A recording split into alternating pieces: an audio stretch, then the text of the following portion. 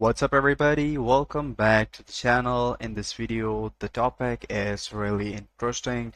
I'm gonna show you how to connect the Bullx with the Telegram application. So right now the Bullx is in the beta form and there is a huge waiting list of 1 million people that are trying to access it right now. And I'm gonna show you the easiest way to get the Bullx connected with your Telegram.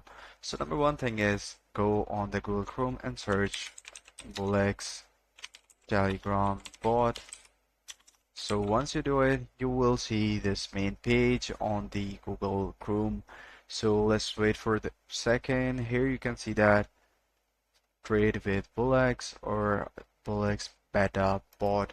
So just tap on it, and once you would tap on it, you will see you will get a notification to open the Telegram on your desktop. Make sure that you have a Telegram account and it is verified.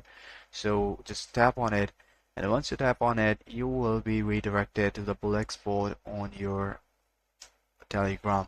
So all you have to do is to log in here with your Telegram, and once you do it, you will be able to use it.